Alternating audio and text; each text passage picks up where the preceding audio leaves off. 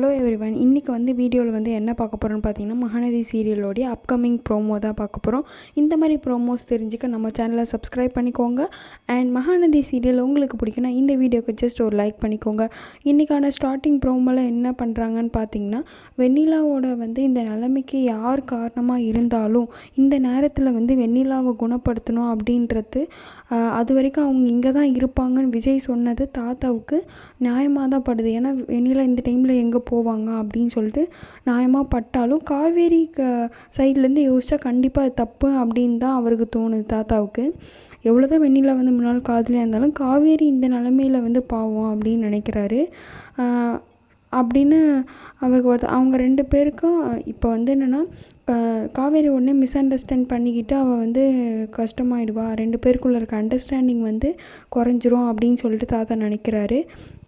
அதனால் தலையிட வேண்டாம் அப்படின்னு சொல்லிட்டு நினைக்கிறாரு.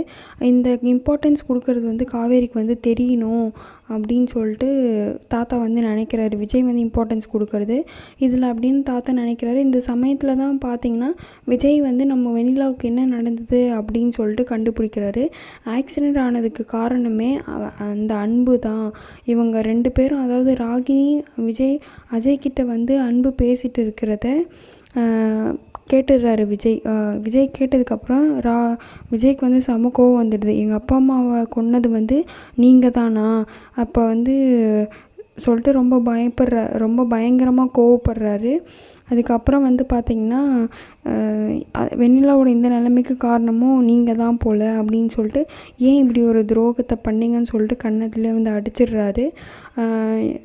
என் நிம்மதியை கெடுக்கணும், என் சந்தோஷத்தை கெடுக்கணுன்றதுக்காகவே இப்படி பண்ணுறீங்களா அப்படின்னு சொல்லிட்டு சட்டையை பிடிச்சி கேட்டுட்ருக்காரு. இப்போ ரெண்டு உண்மை தெரிய வந்திருக்கு. என்னென்னா, அவங்க அப்பா அம்மாவுக்கு ஆக்சிடெண்ட் பண்ணி கொன்னது அது அன்பு தான். அதுக்கப்புறம் பார்த்திங்கன்னா, வெண்ணிலாவுக்கு இந்த மாதிரி ஆக்சிடெண்ட் ஆகி கோமாவுக்கு போனதுமே வெண்ணிலா தான். விஜய் வாழ்க்கையில் நிம்மதியாக இருக்கக்கூடாது அப்படின்றதுக்காக தான் அன்பு அஜய்க்கு இதெல்லாம் பண்ணியிருக்காரு. அன்பு இதெல்லாம் அஜய்கிட்ட பேசிகிட்டு இருக்கும்போது விஜய் கேட்டுடுறாரு. கேட்டதுக்கப்புறம் தான் இதெல்லாம் நடக்குது. நாளைக்கான ப்ரோமோவில் என்ன நடக்குதுன்னு பார்க்கலாம்.